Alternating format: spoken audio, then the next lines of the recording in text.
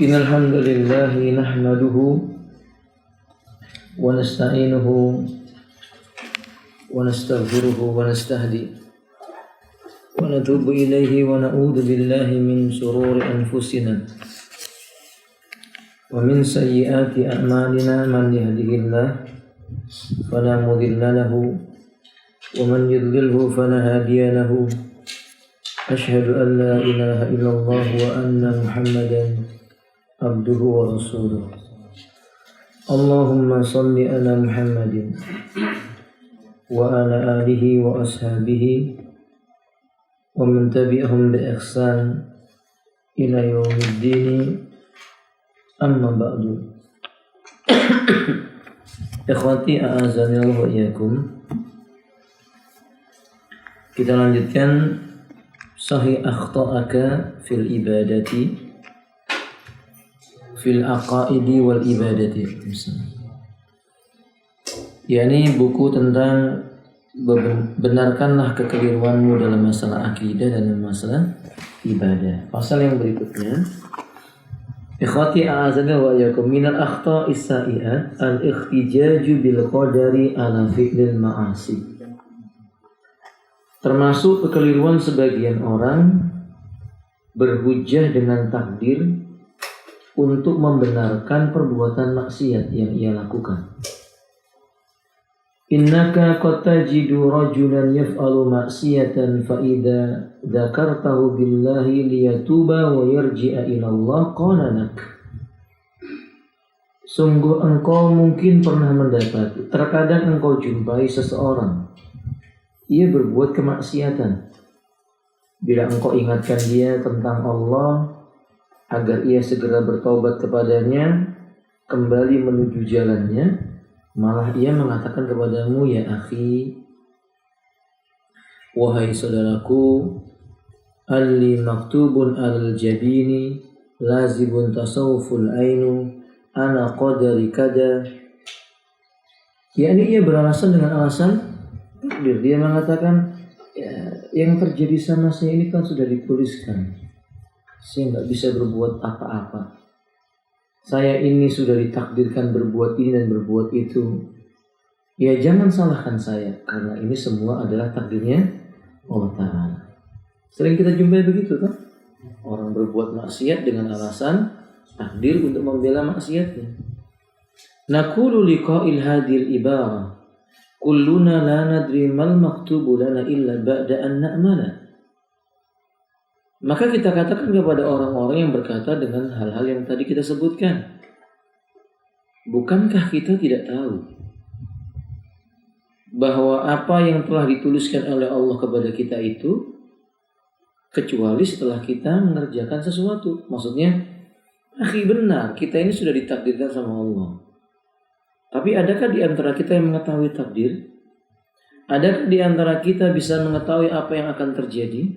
Apakah kita memahami apa yang telah Allah tuliskan di Lauhul Mahfuz itu sebelum terjadi? Jawabannya tidak. Kita hanya bisa mengetahui setelah apa? Kita mengerjakannya.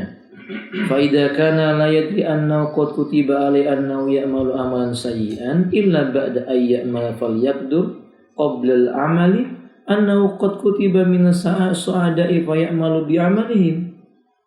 Harusnya kalau orang itu akalnya cerdas, keinginannya memang berbuat kebaikan, tatkala dia mengakui tidak tahu tentang apa yang dia telah dituliskan padanya oleh Allah Ta'ala, mestinya ya dia jangan berbuat kejelekan atau punya niat berbuat apa? Kejelekan. Kenapa begitu? Karena lebih baik kita berniat melakukan sebuah kebaikan. Sebab tiap-tiap orang itu didekatkan dengan apa yang Allah Subhanahu wa Ta'ala takdirkan. Jadi maksudnya ikhwati a'azani wa iyyakum, kan kita nggak tahu kita ini ditulis oleh Allah takdirnya seperti apa. Kenapa nggak punya niat baik saja, lalu berusaha berbuat apa? Kebaikan. Kemudian kita mengatakan insya Allah takdir bagiku takdir yang baik. Walam ya'lam hadal miskin anna Allah amara bi ay ya'khudha bil asbab. Bukankah kita harusnya menyadari, beda sama orang yang miskin tadi itu, si kasihan yang tadi itu. Karena kebodohannya, dia gak ngerti Allah memerintahkan kita ini mengambil sebab-sebab, mencari jalan-jalan. Wa ayyujahidu nafsahu liyakuna 'abdan shalihan, dan berusaha semaksimal mungkin agar kita menjadi hamba yang saleh. Misalnya firman Allah dalam surah Al-Ankabut ayat 69. Walladzina jahadu fina, dan orang-orang yang mereka bersungguh-sungguh berjuang di jalan kami, lanahdiyannahum subulana, benar-benar kami akan berikan hidayah kepada mereka jalan-jalan yang ada pada kami. Wa innallaha lama'al muhsinin, karena sesungguhnya Allah senantiasa bersama dengan orang-orang yang berbuat kebaikan. Berarti kan ayat ini menyebutkan orang berbuat kejahatan itu ada sebabnya. Orang berbuat kebaikan juga ada sebabnya. Untuk memperoleh kejahatan dan kebaikan masing-masing ada jalannya. Kenapa kita nggak pilih kesungguh-sungguhan untuk mencari jalan yang diridhoi oleh Allah? Andai kita bersungguh-sungguh berada di jalannya Allah Ta'ala, kita akan diberitahu oleh Allah jalan-jalan menuju Allah Ta'ala. Wa innallaha lama'al muhsinin, dan Allah hanya mau bersama dengan orang-orang yang berbuat kebaikan. Makanya dalil mengatakan kita ini ada sebabnya. Untuk melakukan sesuatu, terjadinya sesuatu pada diri kita itu ada sebabnya. Misalnya, sebab orang bisa membaca Quran apa ya, kawan? Ya belajar. Demikian pula mengajarkannya karena dia belajar. Karenanya Nabi mengatakan khairukum man ta'allamal Qur'an wa 'allamahu. Sebaik-baik kalian yang belajar dan mengajarkan isi Al-Qur'an. Sebab orang itu memiliki akhlak bejat atau akhlak yang rendah apa ya, kawan? Jawabnya sebabnya karena dia berteman dengan orang jelek. Al-mar'u ala dini khalilihi. Seseorang itu bergantung dengan agama siapa? Temannya. Maka teman menjadi sebab dia berbuat kejelekan. Kalau temannya teman yang jelek, sebab dia mati syahid apa ya, kawan? Berjuang di jalan Allah. Sebab dia mati su'ul khotimah apa? Karena dia berbuat maksiat. Maka alasan dengan mengatakan bahwa saya ini maksiat karena takdir Allah, ucapan itu benar tapi digunakan untuk sesuatu yang batil. Paham tu, kawan? Nah, kadalik. Amma sami'a qaulallahi ta'ala, apa dia tidak pernah dengar? Allah menyebutkan dalam surah Al-Lail ayat 5 sampai yang ke-12. Cari terjemahnya ya.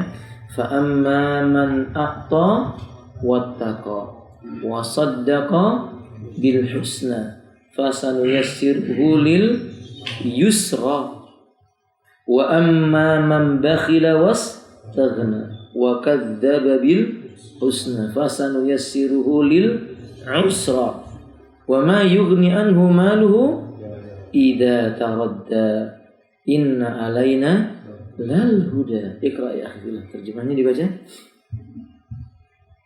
Udah ketemu belum?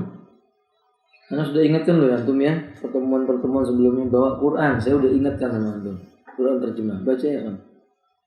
Maka barang siapa memberikan hartanya di jalan Allah dan bertakwa dan membenarkan adanya pahala yang terbaik, yakni surga, maka akan kami mudahkan baginya jalan menuju kemudahan. Lihat Allah katakan fa amma man a'ta wattaqa. Maka adapun orang-orang yang dia itu memberikan sebagian hartanya. Maksudnya a'ta di sini memberi makan fakir miskin, menolong orang-orang dalam kesulitan. Wattaqa, dan dia bertakwa, maksudnya mengerjakan perintah, meninggalkan larangan, bertauhid, meninggalkan syirik, melakukan sunnah, meninggalkan perbuatan bidah. Maka dia bertakwa. Maka adapun orang-orang yang memberikan sebagian hartanya lagi bertakwa, berarti beramal sedekah dan sifat takwa ini adalah sebab.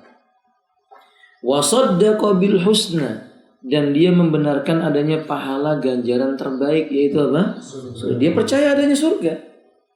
Kalau dia sudah mengambil sebab-sebabnya berupa beramal soleh, bertakwa kepada Allah, bersedekah, percaya dengan janji Allah berupa surga, Allah katakan fasanuyassiruhu lil yusra. Maka kami akan arahkan dia kepada sesuatu perkara yang mudah, mendekat kepada Allah Subhanahu wa taala. Maka ini benar. Yang melakukan perbuatan-perbuatan amal kebaikan dimudahkan sama Allah, mendekat kepada Allah. Jadi bukan berkata begini ya, kalau memang takdirnya saya ini orang baik, pasti ditakdirkan, pasti saya suatu saat akan berbuat baik. Ya, kan dia nggak tahu. Harusnya berusaha dulu supaya menjadi orang yang baik. Sebab orang yang punya alasan kayak begini, kebanyakannya adalah orang-orang yang fitrahnya rusak, akalnya sudah hampir gila atau memang sudah gila. Seperti dia mengatakannya, kalau ditakdirkan perut saya kenyang, nggak perlu makan, saya akan apa? Kenyang. Gitu tuh. Atau dia berkata, kalau takdirnya saya ini punya anak, walaupun nggak nikah saya punya anak. Atau dia mengatakan bahwa kalau seandainya takdirnya bahwa saya ini suatu saat menjadi orang yang sehat, usianya panjang, ya saya pasti akan usianya panjang walaupun tidak olahraga, tidak makan makanan yang sehat. Kan itu namanya kecelakaan dan kebinasaan. Karena Allah Subhanahu wa taala menciptakan segala sesuatu ada sebabnya. Orang berbuat zina, ya akibatnya dirajam. Kalau tidak dia yaumil qiyamah masuk ke dalam neraka. Kan begitu ya, kawan? Adapun orang yang sholat, apa akibatnya? Dapat kemenangan. Qad aflahal mu'minun. Apa di antaranya? Alladzina hum an fi salatihim khashi'un. Ini mereka orang yang khusyuk dalam salatnya. Maka ini ada sebabnya. Sebenarnya kata Allah, wa amma man bakhila wastaghna. Dan adapun orang-orang yang kikir, dia merasa harta itu milik dia padahal dari Allah Ta'ala. Wastaghna. Dan dia merasa seolah-olah gak butuh sama siapa-siapa. Dia kira bahwa dia lah sudah cukup segala-galanya. Wa kadzdzaba bil husna. Dan orang seperti ini biasanya mendustakan janji Allah yang terbaik berupa pahala surga. Fasanu yassiruhu lil. Maka kami akan mudahkan dia jalan menuju sesuatu yang menyulitkan. Ya, ini jalan kesengsaraan. Alhamdulillah. Berarti segala sesuatu ada sebabnya. Wa ma yughni anhu maluhu idza taradda. Sekalipun hartanya dihabiskan untuk menebus dirinya, enggak akan ada manfaatnya itu. Inna alaina lal huda. Karena sesungguhnya kewajiban yang bisa memberi hidayah adalah kewajiban kami. Siapa itu? Allah Subhanahu wa taala. Ayat ini menjelaskan kepada kita, mau hidayah ya dicari, mau surga ya beramal untuk dapat rahmatnya Allah Ta'ala. Jangan pernah berharap surga, dapat kemuliaan di dunia dan akhirat kalau dia tidak mau beramal. Amma sami'a ila qaulillahi ta'ala fil hadisil qudsi alladhi fi sahih Bukhari. Setidaknya mari kita katakan kepadanya, memang dia enggak pernah dengar ada hadis qudsi dari Nabi SAW tentang di dalam kitab Sahih Bukhari Nabi mengatakan, idza taqarraba ilayya al-'abdu shibran taqarrabtu ilaihi dira'an. Allah berfirman, apabila hambaku berusaha mendekat kepada diriku satu jengkal, maka aku akan mendekat kepadanya satu hasta. Wa idza taqarraba ilayya dira'an, kalau dia berusaha mendekat kepada diriku dengan satu dira', taqarrabtu minhu ba'an, aku akan mendekat kepadanya dengan satu langkah kaki yang panjang. Wa idza ataniya masyan ataitu hirwalatan. Kalau seandainya dia mendatangiku dalam keadaan berjalan kaki, maka aku akan berlari-lari. Yani lebih cepat darinya, mempercepat langkahnya. Ikhwati azalillah wa iyyakum. Ayat ini, hadis qudsi ini menjelaskan kepada kita, ya kalau manusia yang disayangi Allah mencari hal-hal yang membuat Allah sayang. Demikian pula kalau ingin dicintai oleh Allah, mencari hal-hal yang dicintai oleh Allah. Allah aja memberi syarat. Dalam firman-Nya Ia mengatakan, Qul in kuntum tuhibbunallah, Qul in kuntum tuhibbunallah. Katakan hai Muhammad, kalau kamu memang benar-benar mencintai Allah, harus dibuktikan. Apa buktinya? Fattabi'uni, ikuti aku. Ikuti siapa itu? Rasulullah sallallahu alaihi wasallam. Yuhibbukumullah, niscaya nanti Allah akan mencintaimu. Wa yaghfir lakum dzunubakum, dan Dia akan mengampuni dosa-dosamu. Maka ingin dapat ampunan Allah, ingin dapat cintanya Allah Ta'ala, penuhi dulu syaratnya. Pengakuan bahwa kamu mencintai Allah belum cukup, syaratnya diikuti. Ikuti apa? Sunnah. Ya gak mungkin kalau ada orang mengatakan ini wali Allah tapi kerjanya nyelisih sunnah. Lalu dia berkata, saya ini memang gak puasa Pak, tapi ditakdirkan jadi wali. Iya, wali setan. Kan begitu ya kawan? Ya gak mungkin lah walinya Allah meninggalkan perintah-perintahnya Allah Subhanahu wa taala, malah melanggar, melakukan perbuatan maksiat. Lalu ketika orang menjumpainya, kata dia, kamu lihat saya maksiat, pada hakikatnya kamu belum tahu yang kulakukan ini ibadah. La haula wala quwwata illa billah. Ada wali seperti itu, wali setan ini, alhamdulillah. Nasallallahu ta'ala as-salama wal afiyah. Nah, ikhwati azza wa jalla, kan begitu alasan mereka. Dijumpai berapa banyak, naudzubillah, guru-guru ngaji, ustaz-ustaz, naudzubillah, semua naudzubillah.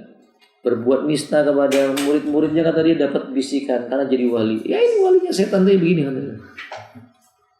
Itu maksiat. Lalu dia kalau telah terjatuh dalam maksiat, dia berkata, ini sudah takdir Allah, jangan salahkan saya. Kalau begitu tempeleng dulu, hajar dulu, kemudian kita berkata, jangan salahin saya nih, saya udah jadi takdirkan mukulin ente gitu. Ada ikhwati aslina wa yakum. Kemudian kata beliau, fala da'iya ba'da dzalika ayyahtaju bil qadar ayyahtajja bil qadari ala fi'lil ma'siyati fa innallaha ghaniyun 'anit ta'dzibin nasi. Kalau ini sudah diketahui, maka kita katakan jangan lagi orang berhujjah dengan menggunakan takdir untuk melakukan sebuah perbuatan maksiat. Karena sebenarnya Allah itu nggak butuh. Allah nggak butuh kepada manusia. Allah nggak butuh kalau manusia itu mau disiksa maupun dapat nikmat. Allah nggak butuh sama manusia itu. Yang rugi itu kan manusia sendiri. Allah nggak butuh alasan-alasan orang yang memang berbuat kemaksiatan. Itu nggak bermanfaat bagi dia. Allah menyebutkan dalam surah An-Nisa 147, "Ma yaf'alullahu bi'adabikum in syakartum wa amantum wa kana Allahu syakiran alima." Udah ketemu ya, kawan? Surat An-Nisa ayat 147. Ayo dibaca. "Ma yaf'alullahu bi'adabikum in syakartum wa amantum wa kana Allahu syakiran alima." Iqra ya akhi. Mengapa Allah akan menyiksamu jika kamu bersyukur dan beriman, dan Allah adalah Maha Bersyukur lagi Maha Mengetahui. Maksudnya ma yaf'alullah, ya Allah tidak mungkin menyiksa kamu. Bi'adabikum in syakartum, kalau kamu pandai bersyukur, wa amantum, dan kamu beriman, yakni bertauhid. Wa kana Allahu syakiran alima, Allah itu Maha bersyukur lagi Maha mengetahui. Maksudnya Allah nggak butuh dengan menyiksa kalian sebenarnya. Tapi kalian pantas disiksa karena kalian apa? Berbuat maksiat atas nama mengatasnamakan Allah. Kan nggak boleh maksiat mengatasnamakan Allah Azza wa Jalla. Wal ajab, aneh kata beliau. Kullul ajabi, aneh, super aneh. Annana ma ra'ayna insanan anfaqa malahu kullahu fi sabilillah fa idza sa'alnahu limadza taf'alu hadza. Kalau ada orang memiliki harta benda, dia enggak mau gunakan hartanya di jalan Allah, lalu kita tanya kepada dia, "Kenapa kamu lakukan ini?" Qala, ia mengatakan, "Ini sudah tertulis di Lauhul Mahfuz." Akhi, kok enggak sedekah? Sudah ditulis oleh Allah, saya enggak jadi orang yang pandai. Bilang aja ente bakhil, selesai masalah kan gitu. Dia beralasan bahwa itu apa? Takdirnya Allah Azza wa Jalla. Kalau dia ikhwati azanillahu yakum melakukan mengambil harta orang lain, setelah ditangkap ditanya, "Akhi, kenapa engkau mencuri?" Dia tinggal menjawab, "Jangan salahkan saya, ini takdirnya Allah." Walam nara rajulan yakumul laila yusalli wa yabki fa idza sa'alna limadza taf'alu kull hadha qala annai maktubun al-jabin lazimun tasawwuful ain. Anehnya begini loh, kok nggak ada sih orang yang malamnya sholat, siangnya puasa, menangisi dosa-dosa, minta ampun sama Allah Ta'ala. Lalu kita tanyain kepada mereka, "Akhi, kenapa harus nangis kayak begini?" Kemudian dia berkata, "Ini takdir Allah, saya harus nangis begini." Kayaknya nggak ada, rata-rata mengalasan takdir itu perbuatan maksiat. Coba kalau yang ini lebih baik ya. Coba yang boleh sekali-kali dia itu sholat, puasa, sedekah, haji, zakat, berjuang di jalan Allah, menangisi dosa-dosanya, tobat kepada Allah, kemudian dia berkata, "Ini ditakdirkan oleh Allah, aku jadi seperti ini." Manfaat kalau begitu. Tapi ini kebalikannya. Ketika maksiat baru dia beralasan dengan apa? Takdir. Allahul musta'an. Hadha ar-rajul alladhi yahtaju bil qadari al-ma'siyati la yahtaju bil qadari ala masalihid dunya. Aneh orang itu. Suka beralasan dengan takdir untuk berbuat maksiat, tapi kenapa mereka itu tidak beralasan dengan takdir untuk perkara-perkara yang mengandung maslahat? Ketika dia miskin, fakir, kita katakan, "Akhiri takdir Allah, antum yang sabar." Kenapa takdirnya saya miskin? Kan begitu kata mereka. Allah musta'an. Ada dolun mudil. Waqad abtalallahu subhanahu wa ta'ala ikhtijaj bil qadar. Di dalam surah An-Nisa ayat 165 Allah bantah orang yang beralasan dengan apa? Takdir. Untuk berbuat maksiat. Rusulan mubasyirina wa mundirina li'alla yakuna linnasi 'alallahi hujjatun ba'dar rusul. Allah utus rasul-rasul, tugasnya memberi kabar gembira dan memberikan peringatan agar supaya tidak ada lagi manusia terhadap Allah di hari kiamat nanti dia berhujah setelah diutusnya Rasul lalu mengatakan, oh ini saya belum tahu, ini saya belum begini, saya belum begitu. Nggak ada alasan karena Rasul sudah diutus. Maksudnya khawatir banyakum walau kana qadar hujjatun lakana hujjatun qabla rusuli wa ba'da rusul. Seandainya berhujah dengan takdir itu boleh, mestinya dia berhujah dengan takdir ini tentang masalah belum diutus Rasul maupun sudah diutus apa? Rasul. Tapi Allah mengatakan enggak, sesudah diutus Rasul kalian enggak punya alasan. Mereka tidak mengatakan ini takdir Allah, saya jadi begini. Oh enggak, Allah sudah utus Rasul, kenapa kamu enggak ikuti Rasul? Enggak ada nanti orang-orang berhujah ketika dia disiksa, kamu masuk neraka karena kamu musyrik. Lalu dia mengatakan, loh, saya kan engkau takdirkan ya Allah, enggak beriman sama Rasul. Enggak bisa, udah kan justru Allah perintahkan Rasul diutus untuk dia apa kan? Mengikuti, kenapa kamu tidak beriman? Maka nggak bisa berhujah dengan takdir. Ana teringat ucapannya Umar radhiyallahu ta'ala ketika didatangkan pencuri, begitu alasannya. Umar bin Abdul Aziz maksud saya, didatangkan pencuri, ketika mau dipotong tangannya dia berkata, ya Amirul Mukminin, wahai Amirul Mukminin, la taqta'u yadai, jangan dipotong tangan saya. Inna masyaratu hadza bisababi qudratillahi ta'ala. Lawang saya ini nyolong karena sebab takdirnya Allah. Maka kata Umar bin Abdul Aziz, uskut, diam engkau. Beliau minta apa? Pisau. Aina yadik, mana tangan kamu? Orang ini berkata, jangan, ini takdirnya Allah, saya ini mencuri. Ya, dipotong dulu sama Umar. Lalu kata Umar bin Abdul Aziz, jangan salahkan saya ditakdirkan jadi tukang potongnya tangannya orang apa? Yang mencuri. Jadi sebenarnya menghadapi orang yang beralasan tadi itu paling gampang ya Pak. Pokoknya kalau ada orang berbuat maksiat lalu beralasan takdir, gebukin dulu, hajar dulu. Sudah itu nanti kalau dia mau melawan dan marah katakan, takdir Allah itu jangan marah. Ini sudah ditakdirkan tuang mukuli pencuri. Gitu. Paham ya kan? Nah, jadi itu hanya untuk menunjukkan bahwa memang berhujah dengan takdir untuk berbuat maksiat itu sebenarnya adalah bisikannya syaitan. Wallahu a'lam bishawab. Ini kesalahan pertama pada malam ini. Asal yang kedua, ikhwan, al-i'tiqadu fi zar. Tahdhirul arwah. Saya ulangi. Kesalahan berikutnya adalah tahdhirul arwah. Anggapan ruh bisa datang kembali setelah dicabut nyawanya dari jasad seseorang. Tahdhirul arwah haramun wa minhum ma huwa waqin wa minhum ma huwa za'mun. Menghadirkan arwah atau menganggap bisa mendatangkan arwah, ini hukumnya haram. Keyakinan kayak begini ini nggak benar. Dia meminta bantuannya apa? Syaitan. Kan banyak begitu ya kawan. Sebagaimana yang kita saksikan sebagian orang, dia punya herannya kita itu begini ya kawan. Yang kayak gini ini banyak pengikutnya. Atau ada pengikutnya, padahal udah jelas sesat. Kayak si kerajaan ubur-ubur itu kan jelas sesat. Itu diantara pengikutnya ketika ditanya, kenapa dia mau ikut nih? Dia mengatakan bahwa ini perempuan dimasuki ruhnya fulan, lalu bicara begini begitu. Karena ini kedzib. Ini merupakan bentuk kebohongan. Yang dihadirkan itu bukan ruh orang yang sudah mati, walakin taqdiru arwahul jin. Dia menghadirkan ruh yang dikenal dengan sebutan jin. Wah haram, ini jelas ini hukumnya haram. Fa inna dasa bisabab isti'anati wastighasati bil jinni fayasiru kufran.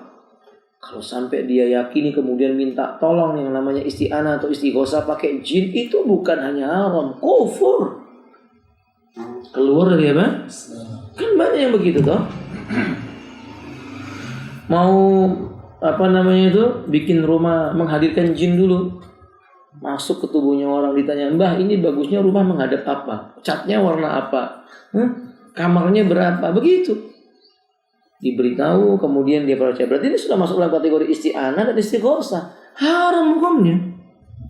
Sampai kategori kufur. Wa in iktasara ala mujarrad taqdir ibtigha' al-khairi fa huwa haramun. Maka kalau sekedar menghadirkan ngobrol-ngobrol, dialog, manggil apa namanya itu ya kawan, anak-anak muda itu jelangkung. Itu benar-benar datang jinnya.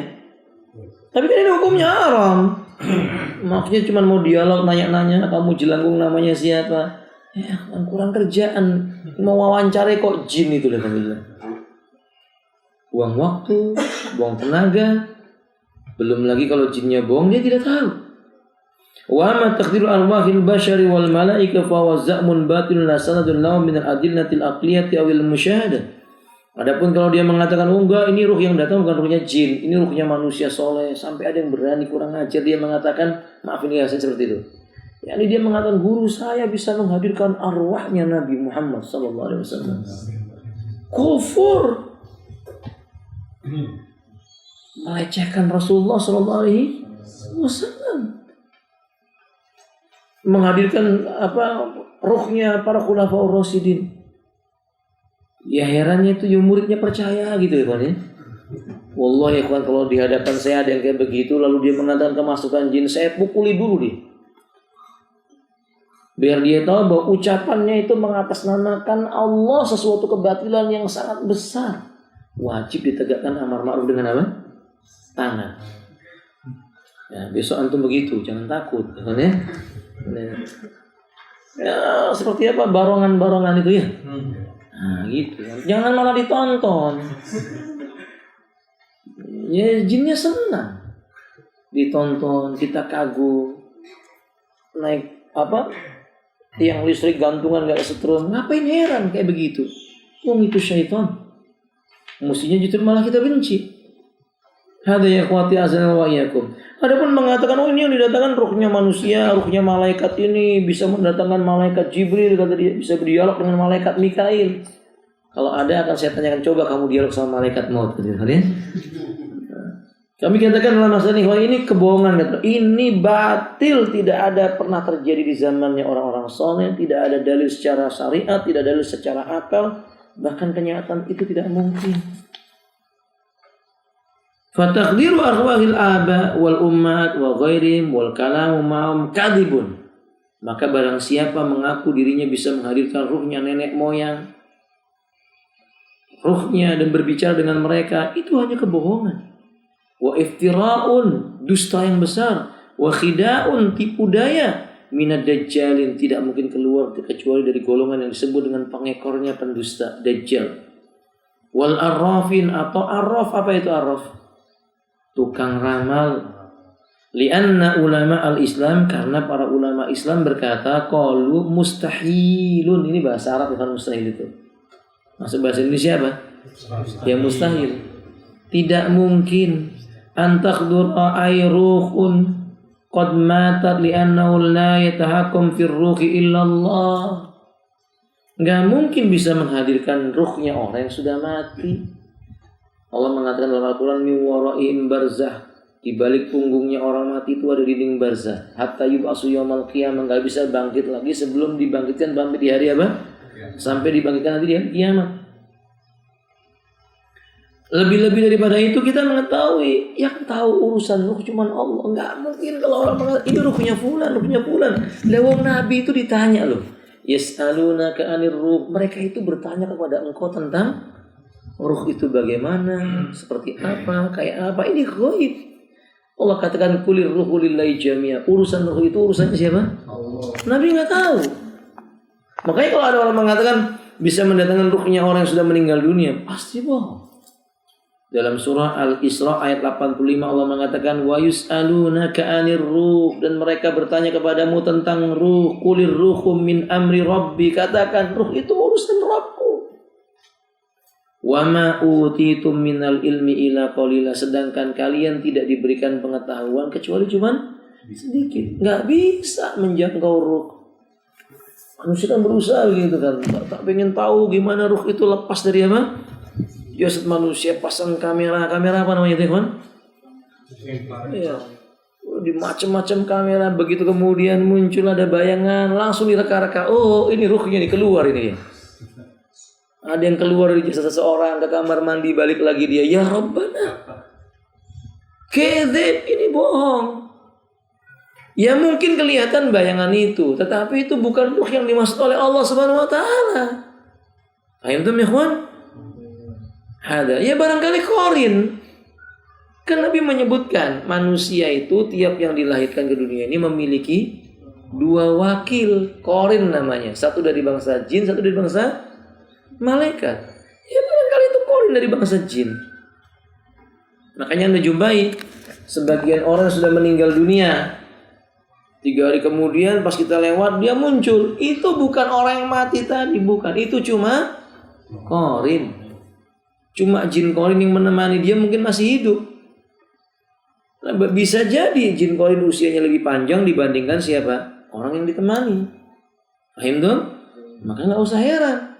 Oh si fulan meninggal dunia belum 40 harinya dia kelihatan lagi. Nah, setan memanfaatkan akhirnya. Apa yang dimaksud oleh setannya? Kalau begitu manusia mengakui 40 hari pulang, akhirnya ditampakkan sebelum 40 hari pulang, ada yang nangis. Sibuk keluarganya, ini kita nggak baca Yasin ini, makanya dia nangis gitu kan. Allahul musta'an. Kalau setan itu sudah mulai menyesatkan manusia seperti itu. Hadi ya ikhwan. Wa qad wakala Allah bil anfusi malaikatun yu'adzibuna in kanat asiyatun aw kafiratun wa yata'ammunaha in kanat salihatun wa yan'amunaha in kanat salihatun taqiyatun. Perhatikan, sungguh Allah sudah memberikan perwakilan kepada tiap-tiap jiwa yang meninggal dunia. Ada malaikat yang menyiksanya kalau dia itu orang yang selama di dunianya kafir atau ahli maksiat, yang memberinya kenikmatan dengan izin Allah Ta'ala kalau selama hidupnya dia orang soleh dan berbuat ketakwaan. Fal arwah mumsikatun inda rabbiyah. Ruh itu ditahan oleh Allah di sisinya. Muwakilun biha khifdua aqwiya miratun fala yumkinu an tatafalata minhum ay ruhun aw tarabun likai ta'ti ila rafina wid dajjalin. Ini namanya ruh dijaga sama Allah dengan penjagaan yang kuat. Gak mungkin bisa lolos darinya ruh itu yang sudah meninggal dunia itu. Maksudnya begini ya, jangan dipikirkan ini ruhnya meloloskan diri masuk lagi ke jasad hidup lagi. Lalu dikenal dengan sebutan apa? Mati apa? Itu bukan mati, itu belum mati. Kalau sudah mati beneran nggak mungkin bisa apa? Kembali lagi ke dunia. Sudah dimakamkan Ustaz.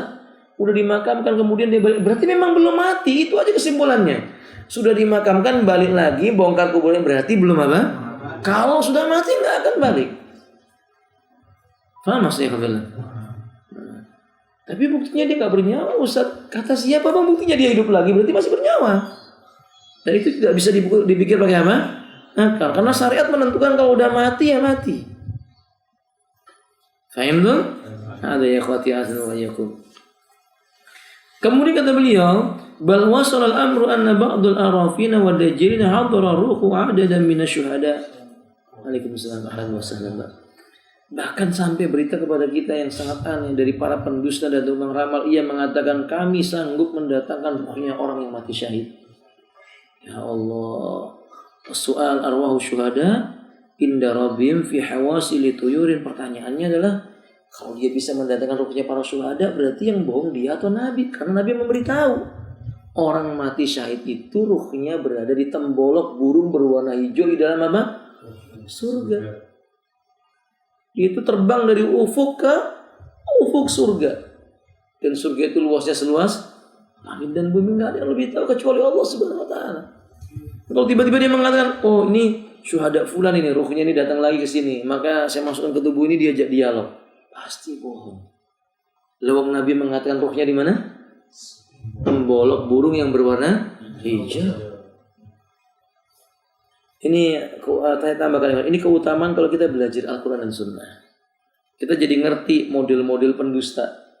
Kelihatan dari cara dia bicara. Paham? Kalau kita belajar Quran, belajar sunnah Nabi, belajar ucapan para ulama, kita akan tahu ini kalau ini orang pembohong ini. Nggak punya dalil ketika berbicara. Dan memang benar, biasanya orang yang ditipu oleh para dajjal kayak begini yang tidak punya agama, apa yang sedikit pemahaman tentang apa? Agama. Oh enggak Ustaz, ini bertitel-titel ya ikhwan. Bertitel kalau nggak paham agama tetap namanya jahil. Paham tuh? Ya kan ya ikhwan tuh. Karena orang seperti itu sudah tertipunya tuh.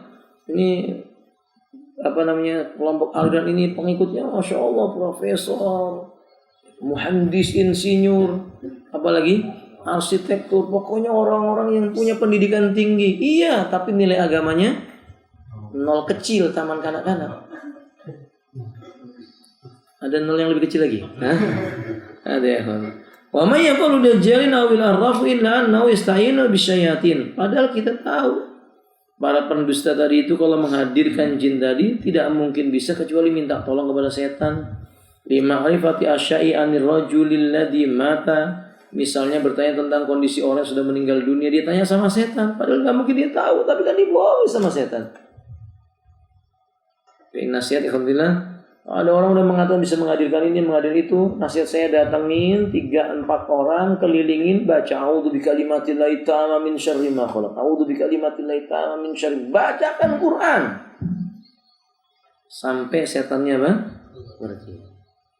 Nah, ikhwan, ini keyakinan yang benar dan ini sudah keyakinan yang para sahabat, tabi'in, imam yang 4 meyakini seperti ini. Barang siapa menyangka dirinya bisa menghadirkan arwahnya para syuhada, fa innahu min sufufid dajjalin. Mereka termasuk barisan para pendusta atau pembohong. Wallahu a'lam bishawab. Nah, tambahan Ibnu Jauzi mengatakan, kenapa mereka bisa dipercaya oleh orang dan punya pengikut? Karena mereka memiliki apa ya, kawan? Mereka itu memiliki tipuan. Kalau bagi wali namanya karamah. Nah, yang ada pada mereka mirip dengan karamah, tapi bantuannya siapa? Syaitan. Gara-gara bisa ilmu kebal, potong leher nggak apa, yang peot adalah parangnya, langsung dijadikan ulama. Diminta semua perkataannya dianggap benar. Padahal aslinya dia apa? Dukun, tukang sihir. Kan nggak pernah Nabi begitu. Pernah nggak Nabi mempraktikkan di hadapan para sahabat? Pedang dipotongkan di lehernya Nabi patah begitu? Nggak pernah. Padahal Nabi punya mukjizat. Tapi orang ini malah dipamerkan. Allahul musta'an. Bisa mukul orang jarak jauh katanya. Tenaga apa namanya? Syaitan. Tenaga syaitan. Dia gunakan untuk itu. Lalu dijadikan apa? Wali, untuk bisa menghadirkan ruh-ruh atau apa maksudnya bangsa-bangsa jin yang mereka dijadikan sekutu untuk Allah Ta'ala. Ikhwan, ini kesalahan. Dan ini kesalahan ini fatal. Kita tidak boleh diam. Nasihati keluarga kita, ingatkan keluarga kita. Sebab kalau dibiarkan bisa jatuh terus-menerus dalam keharaman yang ujung-ujungnya adalah kufur. Alhamdulillah. Yang ketiga, ingkar wujud sihri. Sebaliknya, termasuk keliruan adalah tidak percaya dengan adanya sihir. Tidak mempercayai sihir. Maksudnya dia mengatakan sihir itu nggak ada. Maka akhirnya mereka buat istilah-istilah yang aneh. Orang kena sihir, ini cuma gangguan apa? Mental. Karena stres, pikiran ini. Ada lagi istilahnya apa? Bipolar. Bipolar tahu ya? Apa bipolar? Tahu nggak bipolar? Bukan gang bipolar, bukan. Apa bipolar? Apa bipolar? Hah? Apa artinya bipolar? Kepribadian ganda. Ini biasanya gangguan pada gangguan apa? Mental seseorang. Dalam Islam enggak. Dalam Islam itu penyakit itu memang penyakit jiwa itu ada yang karena sebab medis, mungkin karena saraf, tekanan dan sebagainya, sehingga dia memiliki pola pikir yang tertekan, kemudian tidak jelas apa yang dia bicarakan. Yang kedua, ada yang karena sebab gangguan apa? Setan melalui ilmu sihir. Hadza ikhwati azan wa iyyakum. Min al-akhta' anna min an-nasi ma yunkiru wujud sihir. Sebagian kesalahan manusia yang ada pada hari ini, dia enggak percaya sihir, dia menentang sihir.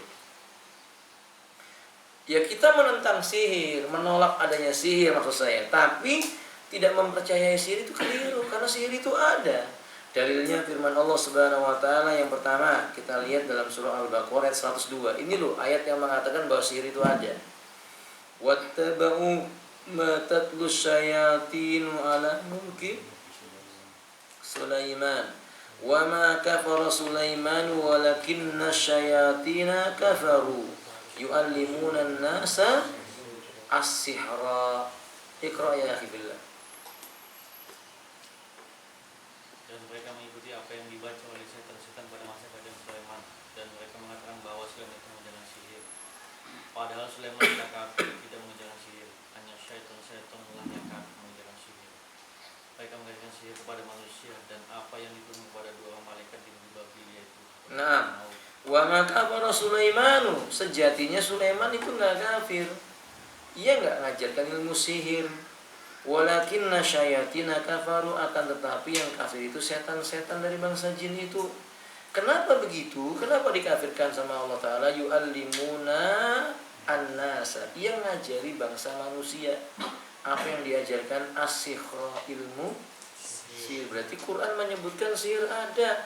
Yang ngajarinya siapa? Syaitan. Jadi yang ngajarkan ilmu sihir itu syaitan. Makanya belajar ilmu sihir hukumnya haram, mempraktikkan ilmu sihir haram, minta dipraktikkan ilmu sihir juga haram. Termasuk sihir itu ya termasuk sihir itu barongan.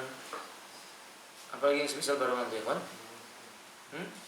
Yang dimasukin jin kemudian makan beling, makan macam-macam, apa lagi? Kuda lumping. Ya sama barongan kuda lumping itu. Iya. Ya seperti itu kan. Ini sihir. Tapi kalau kita katakan itu sihir, enggak, ini bukan sihir, ini karomah. Karena mereka sendiri tidak paham apa itu karomah. Jadi dalam menunjukkan sihir itu ada, mempelajari sihir, mendatangkan apa. Makanya ini nasihat teman-teman, kalau bikin acara, ngundang tukang sihir, hukumnya haram. Alhamdulillah di zaman kita ya Allah, sebagian orang mengkhitankan anaknya, yang diundang barongan, kuda lumping, atau yang semisal daripada itu. Nah, mendatangkan jin, mendatangkan ilmu sihir, haram. As-sahiru wal mustahiru kilahuma finnar. Tukang sihir dan yang minta disihir dua-duanya masuk ke dalam apa? Na'udzubillah min dzalik. Di ayat yang lainnya bukti sihir itu ada, firman Allah Subhanahu wa taala. Allah menyebutkan qul a'udzu birabbil falaq min, ini surat apa ya, kawan? Nah, qul a'udzu birabbil falaq min syarri ma khalaq wa min syarri ghasikin idza waqab. Ini dia, wa min syarrin nafasati fil uqad, dan dari kejelekan nafasat, wanita yang menghembus-hembuskan fil uqad, jampi-jampi pada buhul atau ikatan. Jampi-jampi yang dipakai oleh wanita-wanita yang menghembus-hembuskan itu namanya sihir. Wa min syarri hasidin idza hasad, dan dari kejelekan orang hasad ketika dia berlaku apa? Hasad. Nas ini menjelaskan wa min syarri nafasat fil uqad, yakni nas ini menjelaskan as-sawahir was-sihr, yaitu wanita maupun laki-laki yang menghembus-hembuskan ilmu sihir. Dan memang biasanya begitu ilmu sihir, kawan. Pakai apa? Buhul. Pakai buhul. Pakai ikatan-ikatan, diambil, dibaca-bacain, ditiup-tiup. Ini nasihat. Hati-hati, sebagian orang tertipu dengan bacaan yang dibaca seseorang, seolah-olah bacaan itu Islami karena pakai bahasa Arab, tapi ternyata isinya mengandung apa? Kesyirikan. Itu namanya sihir. Yang jadi masalah sekarang, bagaimana kok ayat Quran yang dipakai? Apakah ini sihir atau bukan? Ada anjing menggonggong ngambil batu, lalu summum bukmun umyun faum la ya. Padahal itu jin pergi, karena lihat antum pegang apa? Batu. Apakah termasuk sihir atau tidak? Yang jelas para ulama mengatakan tidak dianjurkan, karena nggak ada dalil yang menyebutkan hal itu. Kecuali ada ayat yang memang dibaca oleh Nabi, dianjurkan dibaca, seperti membaca ayat apa? Kursi, surat Al-Baqarah untuk mengusir syaitan. Kalau tidak, agama kita berdiri di atas hujjah. Tapi ingat, dalil tadi surah Al-Falaq menjelaskan adanya sihir dan pelakunya disebut dengan sawahir, tukang-tukang apa? Sihir. Qala Rasulullah sallallahu alaihi wasallam, Nabi kita mengatakan wajtanibu sab'al mubiqat. Ini bukti yang ketiga, hadis Nabi yang mengatakan jauhilah olehmu 7 hal yang membinasakan. Mubiqat itu artinya kalau orang mengerjakannya pasti hancur di dunia sebelum di akhirat. Pertama kata Nabi, Ketika sahabat bertanya, qalu ya Rasulullah wa ma'unna, hai Rasulullah apa itu tujuan membinasakan? Kata Nabi yang pertama al-isyraku billah, syirik. Syirik itu membinasakan. Sebelum pelakunya dibangkitkan di yaumil qiyamah dia sudah binasa. Dan ini sumber segala macam kebobrokan. Akhi, kerusakan di sebuah negeri, lini apapun itu, sumber intinya adalah rusaknya tauhid. Mereka berbuat syirik. Akhlak manusia mulai berkurang. Zina merajalela. Harta tidak perlu dicari dengan cara halal maupun yang haram. Mereka yang punya kekuasaan misalnya berbuat zalim misalnya. Kalau kita perekonomian porak-poranda, kalau negeri ini rupiahnya jatuh ya? Yang naik apa? Dolarnya sekian ratus ribu, sekian belas ribu misalnya. Kalau diurut punya uang itu masalahnya bukan masalah negara kita ini nggak pandai ngelola uang dan sebagainya. Masalahnya banyak orang yang berbuat syirik. Kesyirikan merajalela. Loh Ustaz, memang sebelumnya nggak ada kesyirikan? Ada, tapi kan nggak terang-terangan. Ana masih ingat semasa kecilnya Ana dulu, itu kalau yang namanya mbah dukun, tukang sihir, tukang ramal, tukang tenung, itu nggak ada yang tinggal di kota. Rata-rata tinggalnya di hutan jauh sekali, gunung-gunung. Jalan ke sana itu menempuh waktu berhari-hari. Nggak ada yang kenal. Iya. Kalau sekarang Masya Allah, bisa-bisa samping masjid ada dukunnya. Dan nggak malu-malu promosi. Orang habis selesai khutbah Jumat, orang bubar, mobilnya orang-orang diletakin. Jual beli jin, maharnya sekian. Nggak malu, itu di Jakarta begitu.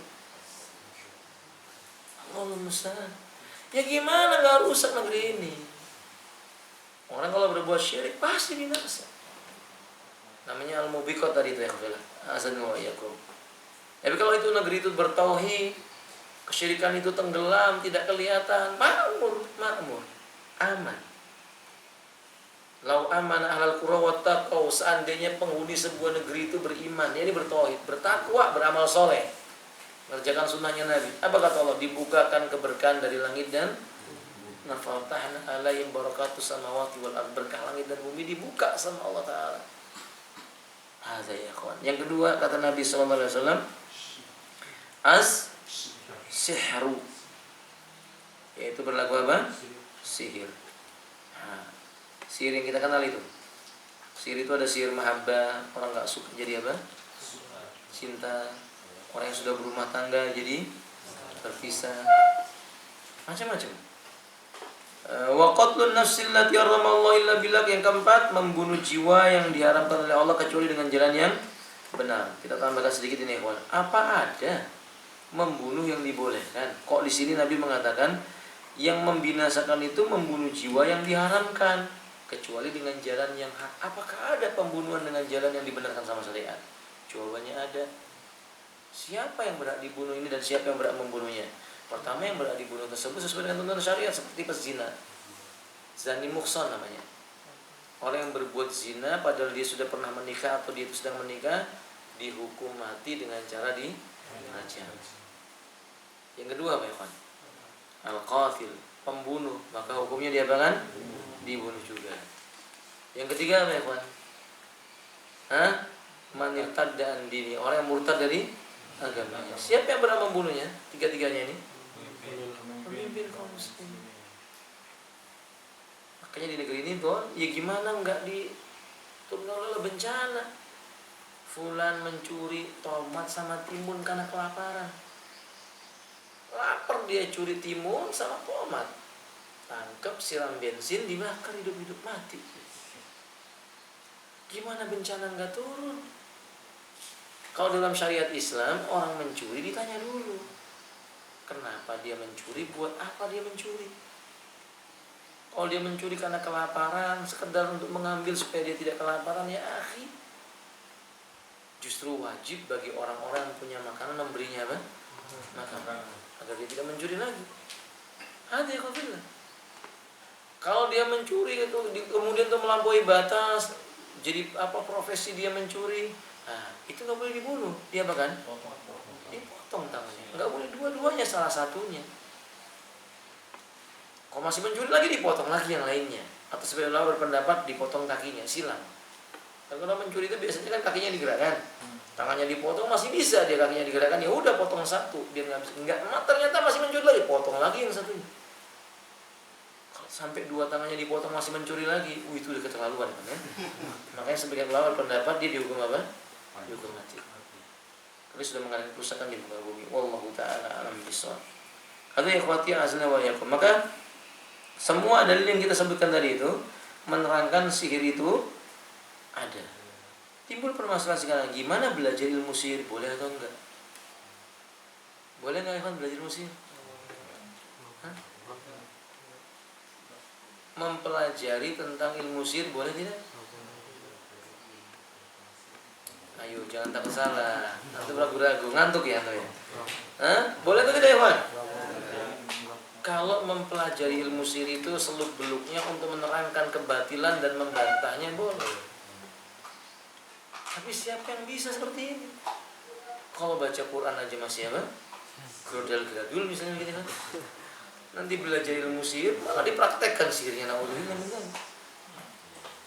Ya alhamdulillah sihir itu disebut dengan sihir itu biasanya ini sihir itu sesuatu pekerjaan meminta bantuan setan dengan perantaraan kalimat-kalimat yang tidak dimengerti maknanya kecuali oleh bangsa syaitan. Itu sihir. Makanya seperti simsalabim, abrakadabra, itu kan mantra sihir. Benar ikhwan. Dulu kita tidak mengenal istilah simsalabim kecuali pada para tukang sihir yang melakukannya.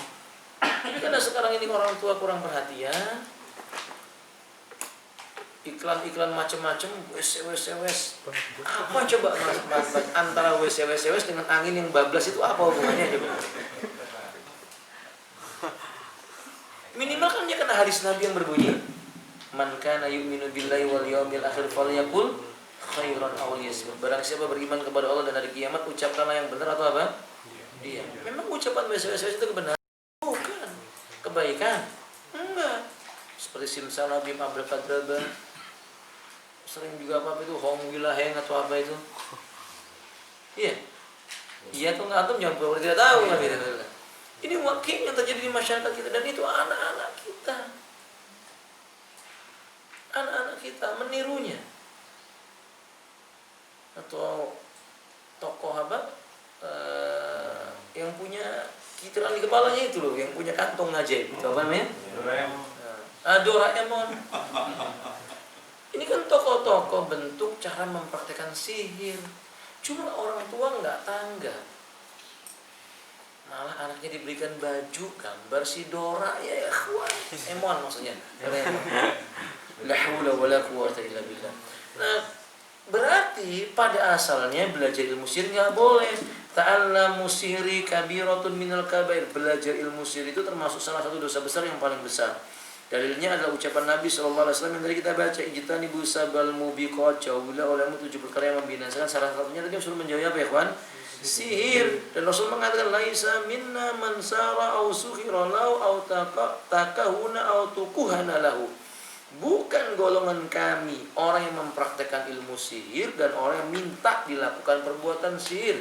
Bukan golongan kami orang yang mempraktekkan perdukunan dan minta praktek dukun dilakukan. Maksudnya tukang sihirnya dengan yang datang minta supaya dilakukan sihir, dua-duanya sama, bukan golongannya Nabi. Dukunnya dengan yang mendatangi apa? Sebenarnya mendatangi dukun boleh atau enggak sih, kawan? Iya, kalau nasihati boleh.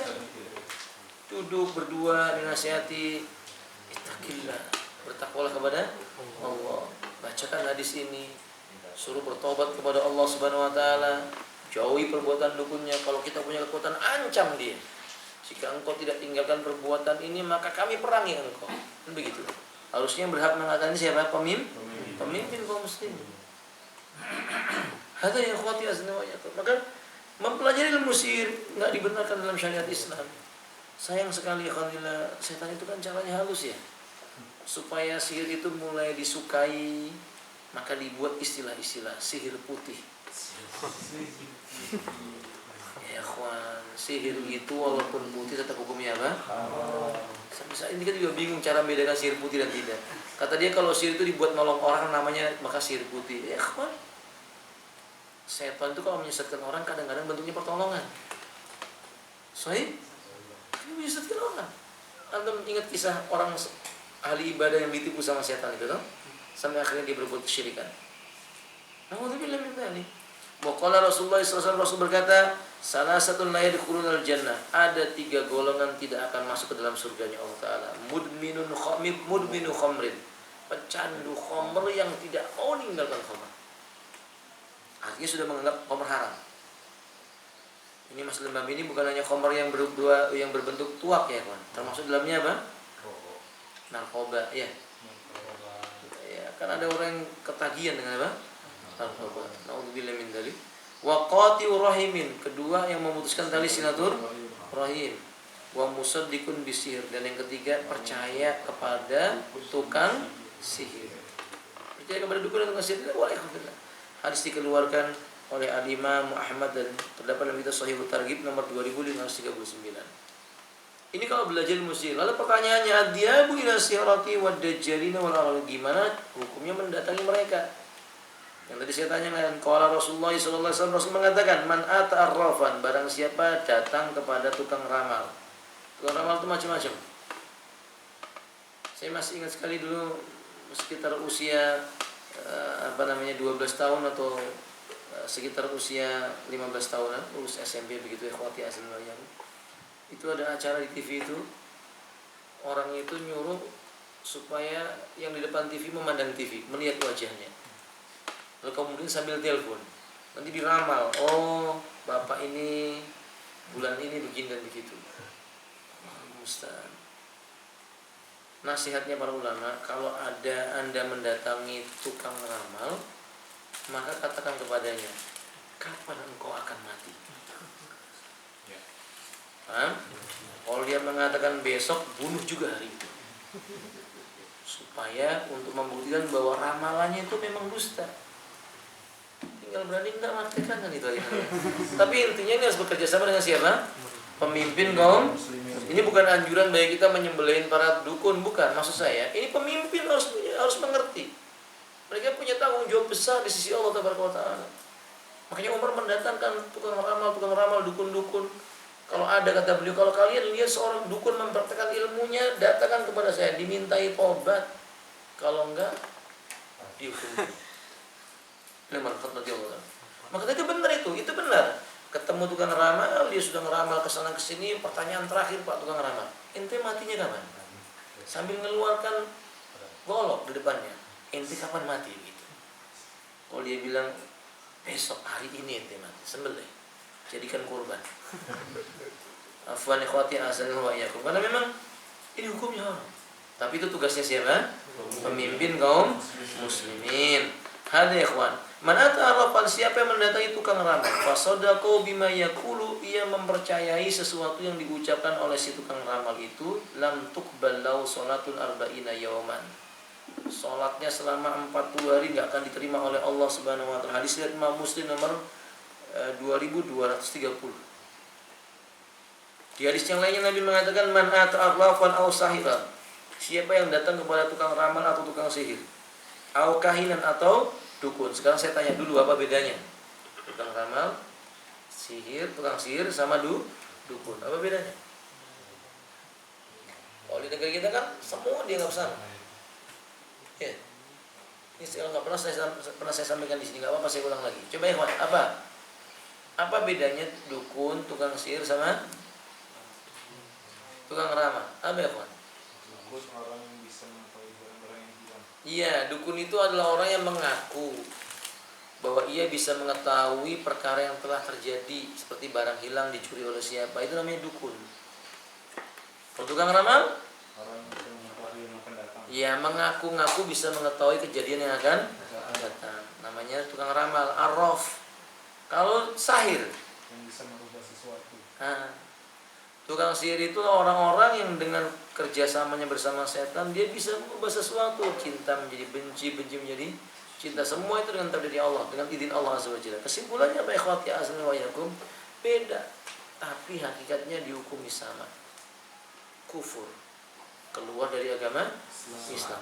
Siapapun mendatangi 3 orang ini tadi, fasalau fasadaqau bima yaqul, kemudian bertanya kepadanya dan dia membenarkan ucapannya, faqad kafara, ia telah kufur bima unzila ala Muhammadin, terhadap yang diturunkan kepada Nabi Muhammad, yakni tidak percaya lagi dengan Al-Qur'an. Hadis riwayat Imam Ahmad, terdapat dalam kitab Shahihut Targhib nomor 3044. Tapi ikhwati aslimnya, berikutnya ini kondisi sihir tadi itu. Intinya semua hal-hal yang berkaitan dengan sihir kita wajib menentangnya.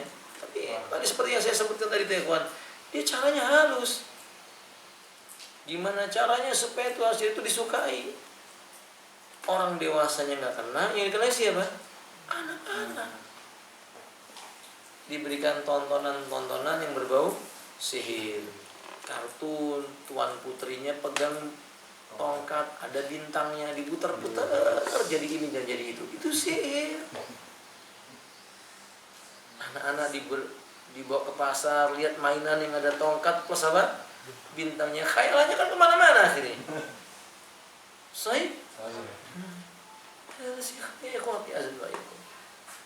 Ditontonkan film-film apa namanya, jagoan-jagoan katanya apa namanya itu, kesatria pakai ilmu-ilmu, nah, dibohongin lah, apa namanya, halimunan atau apa namanya begitu kan ya. Itu semua sihir ya. Yang tadinya kita kalau dengar itu benci, jengkel, sekarang enggak, dicari, itu lihat itu buku yang termasuk laris manis itu buku apa? Harry Potter. Itu termasuk yang paling laris, ya toh? Dan isi bukunya tentang apa? Sihir. Isi bukunya tentang sihir. Sahih Bukhari dijual nggak laku-laku, Sahih Muslim sama orang ketika itu. Tapi alhamdulillah sekarang banyak orang sudah mulai menyadarinya. Tapi kita harus mengingat ini memang tipu daya syaitan ya kawan. Yang ujung-ujungnya setan menginginkan minimal dianggap sihir itu hal biasa, budaya, patut dilestarikan, begitu akhirnya. Nauzubillah min dzalik. Hada ya kawan, ini mengingkari adanya apa tadi? Sihir, yang termasuk kekeliruan. Kemudian ikhwati azza ya ingkaru masul jinni wasyaitani lil insani, mengingkari jin yang masuk ke dalam tubuh manusia, atau dengan kata lain dia nggak percaya dengan kesurupan. Kesurupan itu ada ya kawan.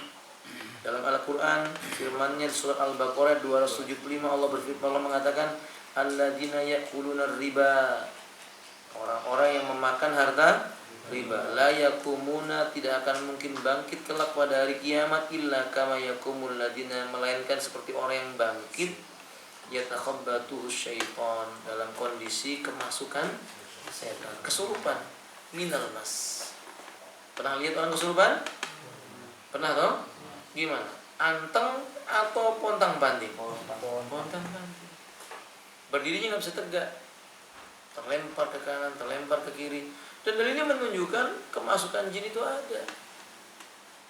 Hal yang perlu diketahui, Syekhul Islam mengatakan dukhul jinni fi badil insan sabitatun bittifaqi a'immati ahlussunnati wal jamaah. Masuknya jin ke tubuh manusia telah disepakati oleh ahlussunnah wal pemimpin-pemimpin ahlussunnah wal jamaah, maksudnya para imam ahlussunnah wal jamaah, bahwa itu benar-benar terjadi. Benar-benar terjadi. Maksudnya itu ikhwati azza wa yakum, Nabi pernah mendatangi atau didatangi seorang sahabat yang sakit. Nabi minta dia membalik punggungnya, kemudian Nabi berkata dzaka syaitan, ini diganggu setan. Lalu Nabi meletakkan tangannya di punggung sambil berkata, ukhruj ya adawallah, ya syaitan, ukhruj min sadri Utsman, keluarlah kamu wahai musuhnya Allah dari sini. Hei setan, keluar kamu dari dadanya Utsman, berarti masuk ke dalam. Maka diperintahkan untuk apa? Faedah akhi, kalau sahabat bisa kemasukan syaitan, maka selain sahabat yang datang sesudah sahabat lebih mungkin kemasukan syaitan. Dalam hal ini kita wajib waspada. Tapi yang paling penting tidak boleh takut. Tidak boleh takut ketika bertemu dengan apa? Setan dari bangsa jin. Dilawan, dinasehati. Nah itu bagian daripada dakwah. Bukan orang yang mengenal tauhid kalau sampai kemudian ketemu dengan jin kemudian apa? Lari. Kan mengenal tauhid khawatir. Ya, mestinya dia menasihatinya. Tentu dengan pertimbangan maslahat dan mudarat. Wallahu ta'ala alam bisawab. Kemudian ikhwati azza wa yakum. Selanjutnya ja'al mushafa hijaban. Termasuk kekeliruan adalah menjadikan mushaf sebagai jimat benteng sesuatu. Hajab itu artinya apa namanya itu? Ya jimat. Raja. Lil asib ba'dun nasi yastakrimuna al-mushafa hijaban yunaqu ala sudurim. Sayang sekali pada hari ini banyak manusia yang menjadikan Quran itu cuman gantungan yang diyakini bisa membentengi dari mara bahaya dan sesuatu yang menakutkan. Biasanya digantung, dikalungkan di dada-dada. Itu sering disebut dengan Quran apa yang kecil tuh? Istanbul. Biasanya sebagian orang menggantungkan di mobil-mobil. Mobilnya digantungi Quran, tapi yang punya mobil tuh nggak bisa baca Quran. Lalu apa yang akan diselamatkan darinya? Sementara Nabi mengatakan, Allah berfirman, wa nunazzilu minal Qur'ani ma huwa shifaa'un, ay shifaa'un lima fis sudur. Kami turunkan Quran ini menjadi obat. Obat bagi apa? Penyakit yang tersimpan di dalam. Bagaimana dia bisa diperbaiki hatinya kalau dia nggak bisa baca Quran? Ini termasuk keliruan ya khawatirlah. Wa kadzalika ta'liqum ba'dul ayatil Qur'aniyah. Sama seperti ini digantungkannya sebagian ayat-ayat Quran. Biasanya itu bayi yang baru lahir. Anak ingat banget, itu kalau bayi baru lahir itu di sampingnya dikasih piring. Di piring itu lengkap dah macam-macam dah. Mulai dari surat Yasin, ya. Kalau nggak surat Yasin ya Quran yang kecil, kasih gunting, apa lagi kan? Cermin, masya Allah apa lagi? Yang hafal silahkan hafal. Bulu landa. Kalau ini saya baru tahu. Bulu landa. Buat apa juga? Ada yang dikasih jarum sama apa? Benang. Masya Allah. Kalau dia bilang biar besok pintar bikin mencari pakaian. Alhamdulillah. Ini semua khurafat mengarah kepada perbuatan syirkiyah. Ini maka keliru ikhwati asli. Kalau dibacakan Quran benar. Bayi baru lahir dibacakan Quran. Tiap hari dibacakan Quran. Coba kalau Anda punya bayi, anak punya bayi, sejak kecil kita perdengarkan Quran. Insya Allah ketika dia besar lebih mudah menghafal Al-Quran. Ada ya ikhwati. Tapi kalau digantungkan Quran, nah kita khawatir besarnya jadi dukun. Diajari apa namanya? Menjadikan sesuatu sebagai jimat. Nauzubillah min dzalik. Kemudian adalah wadul mushaf fi sayyara wa ghairuha lidaf'il aini wal hasad. Kemudian yang lainnya sebagian orang itu menjadikan Quran digantung di mobil, di kendaraan tujuannya untuk menolak penyakit ain dan mata orang yang dengki. Kan terkadang orang punya mobil bagus karena ada orang hasad mobilnya jadi rusak. Namanya penyakit apa? Ain. Kata Nabi, innal aina haqqun. Penyakit ain itu benar-benar apa? Ada. Sebenarnya Nabi sudah ngajarin caranya supaya memperlindungkan dari penyakit ain. Apa yang dibaca? Enggak, kalau kita punya kendaraan, apa yang kita baca? A'udzu bikalimatillahi tammati min syarri ma, atau kita mengatakan u'iduka bikalimatillahi tamma min kulli syaitani wa ma min kulli ainin lama. Demikian, diperlindungkan kepada Allah dengan kalimat-kalimat Allah. Bukan digantungi apa? Tulisan-tulisan Al-Quranul Karim. Mobil-mobil begitu sekarang ya kawan. Mungkin maksudnya baik. Di belakangnya ditulisin apa? Macam-macam ayat-ayat Al-Quran dibaca. Kalau cuma Masya Allah, Tabarakallah, itu cuma mengingatkan kita berarti. Kalau lihat barang bagus ucapkan apa? Masya Allah. Kalau sudah Quran ditulis, Allahumma musta'an. Ada guru ini melampaui batas ikhwati azan wa yakum. Biasanya saya ditulis itu bismillah. Bismillahirrahmanirrahim di belakangnya atau di depannya. Sahih kan? Nah, ini sesuatu yang tidak datang dari Nabi Shallallahu Alaihi Wasallam. Kemudian ikhwan fillah azza wa iyyakum, al-i'tiqadu fil lahmi awis samki awil ba dan jani awil bilhi. Ada sebagian orang punya keyakinan aneh terhadap benda tertentu seperti daging, ikan, binatang-binatang secara khusus, terutama wanita yang apa? Hamil dan nifas. Wanita yang hamil itu punya keyakinan suaminya nggak boleh, kalau di negeri kita nggak boleh apa? Mancing. Apa coba hubungannya mancing sama wanita apa? Hamil. Jadi kalau secara akal sehat kan nggak ada. Tapi karena khurafat, jangan mancing di sungai itu kalau istrinya lagi hamil, nanti bayinya celaka. Nauzubillah, syirik. Sebagian wanita-wanita nggak mau motong ayam, nggak mau motong ikan lele yang mau dimasak. Ketika ditanya kenapa hamil, apa nggak kuat? Bukan nggak kuat, katanya kalau makan ikan lele berpengaruh buat apa? Kalau dia potong-potong ikan lele berpengaruh buat si janin. Nggak ada dalilnya. Nggak didoain sama ikan lelenya biar celaka. Enggak, ikhwan, memang fitrahnya ikan untuk dia makan. Allah mengatakan huwallazi khalaqalakum ma fil ardi jami'a. Dialah Allah yang telah menciptakan bumi dan isinya itu semua buat kamu. Yang bisa dimanfaatkan. Nah, hada ikhwati asal ini keyakinan disebut dengan apa? Tatayur, sama dengan keyakinan sial tentang benda-benda tertentu. Ternyata bukan hanya di Indonesia ya. Ini penulisnya ini kan orang Arab ya. Di sana juga ada keyakinan seperti itu. Al-i'tiqadu fil arusatil waraqi atau al-i'tiqadu fil bukhuri. Ada keyakinan khusus tentang benda-benda tertentu yang nggak pakai dalil. Kemenyan. Ya. Kalau untuk mewangikan ruangan nggak apa-apa. Bukhur namanya. Diasap-asapi dengan bukhur biar ruangannya wangi. Nggak ditentukan kapan waktu. Nggak ada masalah. Di ini keyakinan tentang bakhur dan kemenyan itu di hari tertentu saja. Biasanya malam apa? Malam Jumat. Hah? Kliwon. Mana kata? Hal ikhwatillah ya ibadallah. Hada la yajuzu fi'lu hada haram. Enggak boleh, ini haram. Ini haram kata beliau. Ini tidak dibenarkan.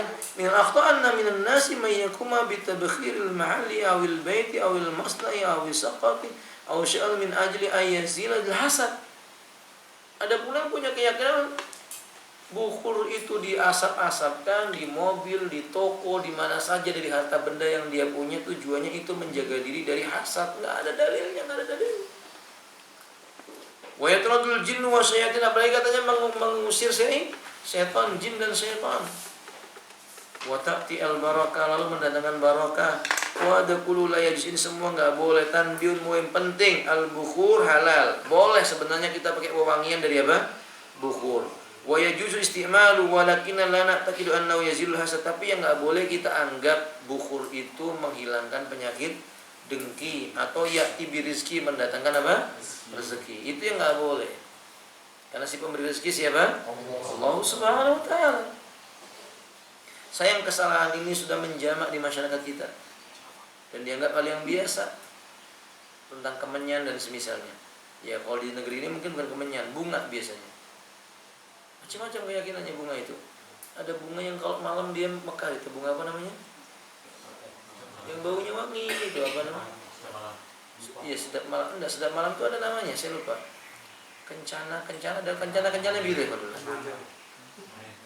Bukan kenanga, bukan. Jadi bunga itu kalau dia mekarnya tengah malam memang. Wijaya Kusuma. Hafal dia kan. Jadi ada sebagian orang punya keyakinan itu bunga Wijaya Kusuma itu kalau mekar bisa dilihat mekarnya, maka dia dapat hoki. Seperti itu. Tapi karena sudah nggak musim, ganti hokinya pakai ikan. Ada lohan, dulu arwana, ya berubah jadi koi, berubah jadi apa? Lohan, lalu ikan cupang, apalagi namanya? Ikhwati asalamualaikum, bentuk-bentuk keyakinan yang tidak diperbolehkan disebut dengan tatayur. Nabi kita mengatakan la tiyarata fil Islam. Islam datang menghapuskan apa? Tatayur. Itu berlaku untuk segala hal yang dianggap bisa mendatangkan pertanda baik, pertanda buruk, jelek maupun kebaikan. Kecuali itu uruf, kebiasaan. Misalnya begini kawan, orang yang tinggal di pegunungan atau orang yang tinggal posisi tempat tinggalnya lebih rendah daripada air atau lautan, itu ada uruf kebiasaan. Seperti misalnya burung-burung pergi terbang ke arah tertentu, binatang-binatang di hutan pergi, kera-kera pergi. Barangkali pertanda gunungnya mau meletus. Itu kan kebiasaan. Memang uruf, karena binatang dia punya dhauq, dia punya perasaan yang lebih tajam dibandingkan manusia. Makanya Nabi menyebutkan binatang itu bisa mendengar siksa kubur. Yang tidak bisa mendengar siksa kubur apa? Jin dan manusia. Nah, ini uruf namanya, kebiasaan. Wadah. Tapi kalau si cicak jatuh mengenai kita itu tidak ada hubungannya. Oke, yang jatuh mengenai kita tidak ada masalah ya kalau itu. Faham tuh? Ular masuk ke dalam rumah, pertanda sial, nggak ada dalilnya. Tapi kalau dibiarin di rumah itu antum sial bener ya alhamdulillah. Apa digigit ular ya? Ada khawatir sentuh. Maka jangan percaya kalau ular, kalau mengusirnya harus permisi dulu, permisi Datuk, saya nggak terima tamu, silakan keluar. Syirkun ya, syirkun.